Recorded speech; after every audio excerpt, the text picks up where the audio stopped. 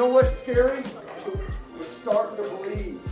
It's one game, and we got to continue to put in that work, because that's why we've gotten to where we've gotten. That's a hell of a team win. Give it up for yourself. Woo!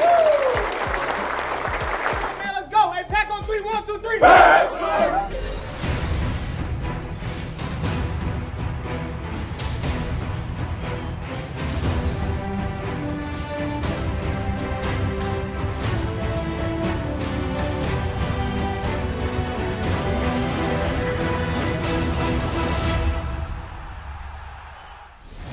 Hello and welcome to Total Packers with Matt LaFleur, presented by Software One. Larry McCarren along with the head coach of the Green Bay Packers. And Matt, what did the victory over the defending Super Bowl champs tell you about your football team? It told us that we're a resilient group and the guys are going to continue to battle. It was great because we had contributions from every phase. A lot of people stepped up in a big-time game, and it was an unbelievable atmosphere. I don't think it gets any better than Sunday night football in Lambeau, especially as the weather turns, and certainly the crowd support helped propel us and gave us a lot of energy. It looks like Jordan is playing with supreme confidence. Am I reading that right? I think you are. I think he's confident in what he's doing. I also think he's got a lot of belief and a lot of trust and the other 10 men around him, giving guys opportunities to go up and make plays for him. Guys like Romeo Doubs, Christian Watson, all the guys contributed. Offensively, Matt, are you doing different things, or are you just doing the things you do better than, say, earlier in the season? Yeah, I think we've gotten a little bit more aggressive with some of the play calls, but also I think our execution is better. We're doing a better job of staying ahead of the sticks, being more efficient, which is allowing us to call some of those longer developing plays. You're not in those get back on track situations or those third and long when everybody knows you're trying to push the ball down the field. And we're staying pretty balanced, which is big for any offense. How did you feel Jordan and really everybody handled all the blitzing that Kansas City does? I thought we did a pretty good job. Certainly against all the pressure that we faced, we gave up 2 sacks, and both of those were late in the game. I thought it was just a great job of us getting into the right plays, which is Jordan getting us into the right plays, and our guys executing up front, our backs picking up their protection responsibilities, our tight ends were even involved in some of those protections, and then the wideouts winning their one-on-one matchups when they presented themselves. 382 yards of offense against a good defensive team. I don't know if it's the right word, but was it a fun day to be a play caller? It was, yes. Anytime you're winning, it's a fun day to be a play caller. But I thought it was a weird game in the fact that up until late in the second quarter, there was 2 possessions apiece. And there's not too many games that transpire like that. Usually you're going to get 4 or 5 possessions and a half. And in that first half, it went by very quickly. We looked up and there's 2 minutes left in the first half, and each team had 2 possessions. For this offense at this particular time, is A.J. Dillon being the exact guy you need him to be? I would say so. I think he's running very hard. He's fighting some of the dirty yards that we like to call him. He's doing a great job of keeping his feet moving on contact and moving the pile. And he's allowed our offense to stay on schedule and be efficient. That first drive, 13 plays, 75 yards, a touchdown. In the final analysis, how big or how important was that in the grand scheme of things? I think it just started the momentum in our favor, and the last few weeks we've done a good job on our opening drives of going down and producing and scoring points. Defensively, you held Patrick Mahomes to a quarterback rating of 79.1. What were the keys to that effort? It was all 3 levels playing together. I think anytime you can do that in a game, you're talking about one of the greatest in our game right now, if not the greatest. If you can hold him to that, I would say the odds are in your favor. Thank you, Matt. Coming up, Keisean Nixon. Don't go away. lofts it right side, intercepted. Keisean Nixon, what a huge moment. And I actually didn't see the ball until like really late, and I just threw my hands out and I caught it. Where does that rank on the cool meter? 1, that's a hell of a deal. Prime time too, Sunday night, can't get no better than that.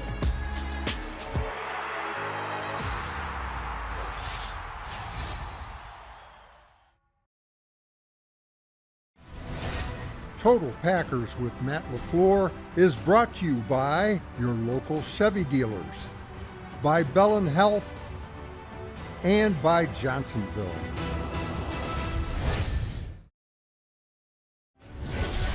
Welcome back.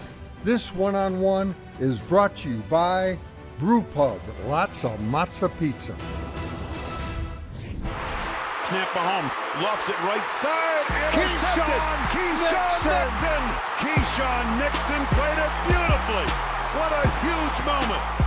Intercepting the great Patrick Mahomes. Yeah. Where does that rank on the cool meter? 1, that's a hell of a deal. Prime time too, Sunday night, can't get no better than that. He kept looking at Mahomes like they was like trying to give him something, and he like tapped his knee. That was a little indicator for like, you know, a slot fade.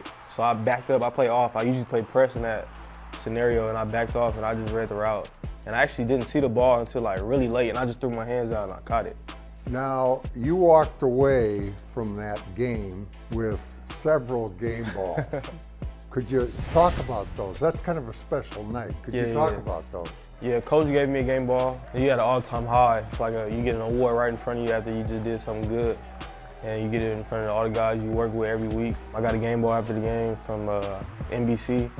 And then I got a Mahomes ball too for the interception, so it's a hell of a deal. Do you think being the nickelback is like the perfect spot for you? And I say that in the sense that run, pass, you're always close to the action. Yeah, I think so. I like it a lot for me because it allows me to be as athletic as I want to be, you know. Being an athletic guy, I can tackle, be in a run, go cover, play man outside. Then I get to go return too, you know what I'm saying? That's the whole point. Me in the game, I was like, I gotta get 3 plays so I can go return, you know? That's how it be. Speaking of the return part of it, now it's a little different this year because of what you did last year. They're gonna kick away from you. But at the same time, you're number 1 in the league in yards and average per return. So is that end of things pretty cool with you right now? You okay with that? No, actually it's frustrating, you know, because it's like when you have a dynamic player back there that nobody wants to kick the ball to, yeah, I'm number 1, but I want to dominate, you know what I'm saying? I don't want it to be close. And teams make it hard to do that because they don't want to give me the ball. And without my preparation, my hard work I put on myself, just me showing everybody I am who I say I am. Like last year wasn't just a fluke. Nixon about 4 yards deep, comes out of there along the right side, numbers through the hash marks, heading it back inside, makes the turn, accelerates, That's down the he way goes. to start a half. Keisean, if the playoffs were held today, you guys are in. Yeah. Considering the journey that this season has been, how did you guys do it?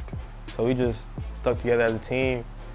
We getting it done. At the end of the day, the work we put in during the week and the preparation we do, that's what excel us for Sunday. Job not done, you know what I'm saying? We got 5 more to go, and we want to win all of them. We want to win all 5. We don't really care about being a 7th seed. We don't care about being a 2nd seed. We just want to get in. Once we get in, everything else is irrelevant because the record don't matter in the playoffs. Everybody's 0-0. Everybody got to see each other. You can't run from nothing, and that's what we want. You know, that's the type of team we are. Bend but don't break.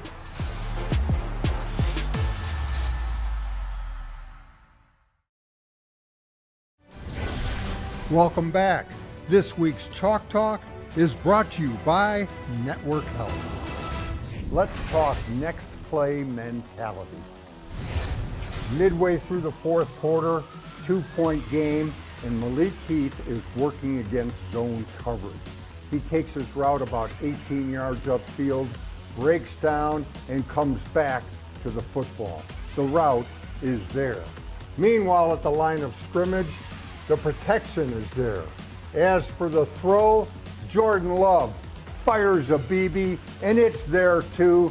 Everything is there but the catch. How would Malik respond? How would Jordan respond? how would the Packers respond? 3 plays later, Jordan can hand off to A.J. Dillon. That's because everybody inside this triangle is blocking run. I'm talking wide receiver, tight end, the entire offensive line. But Jordan takes his other option, the pass. He has not lost faith in Malik Heath, and his faith is rewarded. Malik makes the catch this time, and the fun is just beginning. Look at that move, absolutely wicked. Jalen Watson can't even leg whip him down, and Malik takes a 6-yard catch and turns it into a 15-yard gain, and it's 1st and 10 Green Bay inside the red zone. Next play mentality. I think it's such a great lesson. Just because something happened, be it good or bad, doesn't mean it's going to impact the next play. And that's what I'm talking about always when you talk about that next play mentality. So it was really cool to see somebody respond from some negative adversity and make a critical play in that game. That was a pretty cool moment.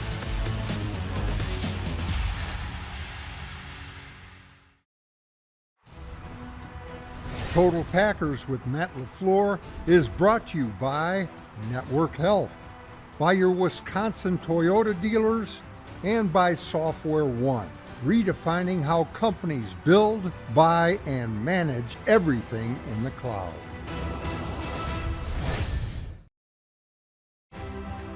Total Packers with Matt LaFleur is brought to you by Fabic Cat, proud sponsor of the Green Bay Packers.